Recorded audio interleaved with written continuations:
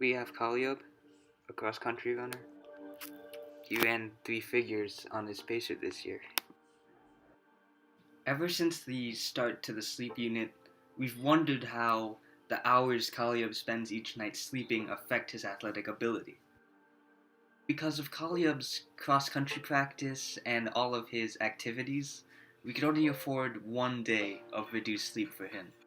We didn't expect any change. However, when he ran, his results said otherwise. The test will begin on the word start. On your mark, get ready, start.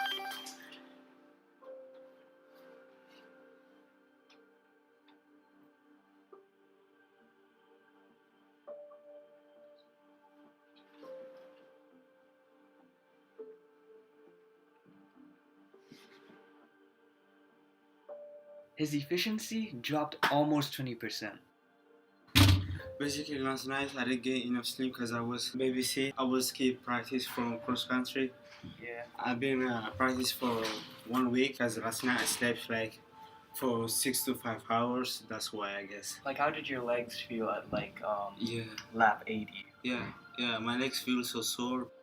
Due to his intense athletic training, his muscles were wore down easily enough. But with essential hormones that heal the muscles being released at hour 7 and Kaliab sleeping for only 5 hours, his muscles had little to no time to repair themselves. So I was kind of like give up, and I need to recover my muscles. So my legs were really sore. We're not limited to muscle condition here. Alright, this brings us to cortisol.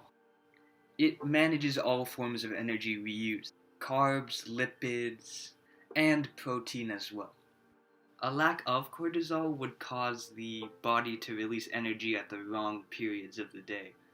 Usually, a healthy body would produce cortisol during the early mornings, while a person without cortisol could have the energy spike, later during the day or even during the nighttime, which is very strange but can happen. A University of California study concluded that student athletes who slept for less than 6 hours got injured much more often than their 9-hour counterparts. I mean, think about it this way. When you wake up, your reaction times aren't really the best. You go out there and someone throws a ball at your face. You're not gonna be quick enough to react. That's an injury to the face. Muscles get sore, you have practice. You gotta lift a 30-pound weight every other day. Things like that could lead to the end of an athlete's career. Players' salaries vary the most between years than any other job or career even. We're not just talking about injuries anymore, we're also talking about their general health. A Stanford sleep extension study showed that accuracy among free throwers increased by about 9% with sleep extension. If an athlete performs better than he has in a while, for example, if he starts sleeping much more earlier, he's going to receive a much better salary for that year than his prior years. Kaliab's gonna try something a bit different now. He's gonna try to sleep 10 hours a day now. He's gonna try exercising. He told me once that he was gonna run 4 miles every day. I mean, I'm not sure he could do that, but let's just go ahead and see what he says. Right now, after these days, I have to lift weights and running like 4 miles every day. So that's how I get better. Yeah. We already know he could run 100, so let's just see him run more.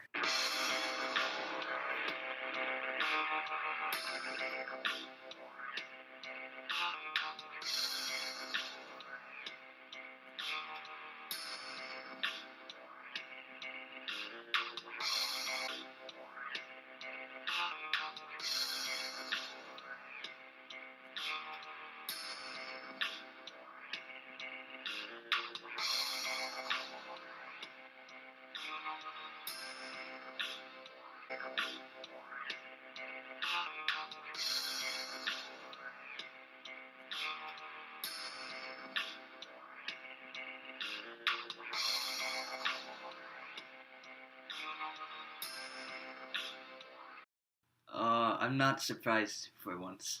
Now, in person, he's going to show you exactly what he's done to achieve this. How you doing? My name is Caleb, and I'm a sophomore from Wakefield High School. Basically, while I'm running, I feel so tired and sore, but still, I want to achieve my goal. For example, in Mr. Richardson class, last time on running pacer, I got 115, but right now I need to improve more. So to improve this, I have to get enough sleep for like 9 to 8 hours. I need to eat healthy foods, and before that, I have to run a lot. Before the video you saw, like to train hard, like to build stamina.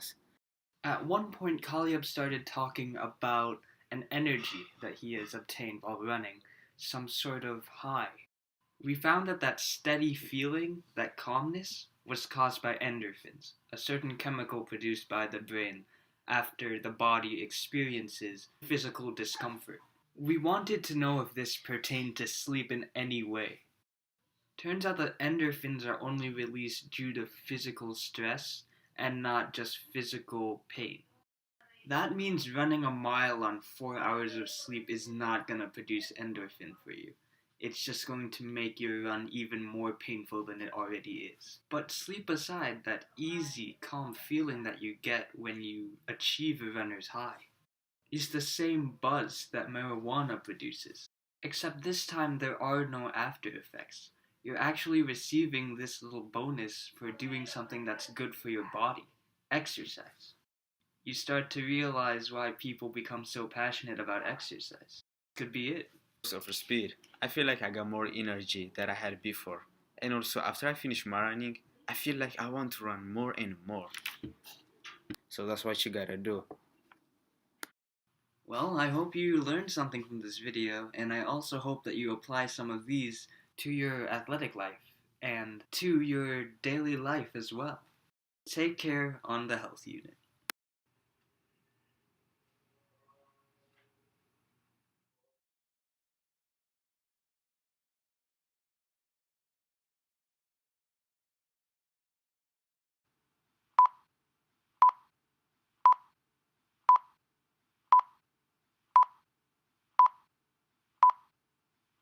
My daughter's still at home, so I'll do a lot Oh, a of daughter? after school. Yeah, she's in 10th grade, so I help do some of her after school clubs and activities. I've been trying to get back to the gym. I haven't been really good at that lately. I go home. I like to cook, so I usually cook dinner for my family. I in the evenings do email, go to meetings, read. What time are you often finished with all of those? Usually between 9:30 and 10:30. In the evening? Mm-hmm. How many hours of sleep do you get on average per week? Usually about 6 hours. 6 hours? I've never been able to sleep 8 hours. I've never been one to be able to sleep in, but usually 6 to 7 hours is usually pretty good.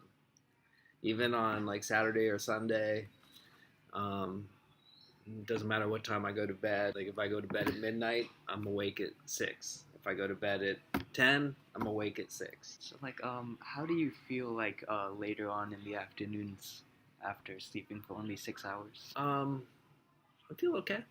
You feel? Yeah. It's been a minute, but I need to take the time to explain. So there are two possible explanations for this. First one is pretty familiar to you guys. We talked about this. You know, the lack of cortisol just flips your energy bursts from the mornings to the evenings, so that could explain.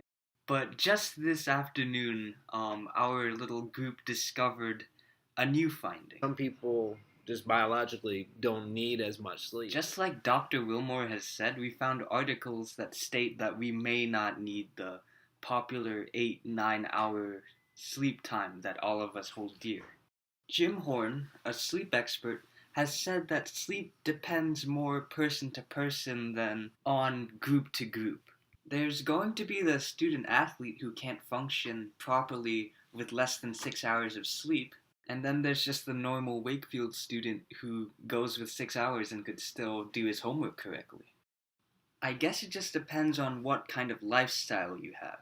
That's it from me. I'm tired. Take care on your health unit, guys. Sleep 8-9 hours, and I couldn't sleep that long. Yeah, it's great for her, but like for me, I can't do that.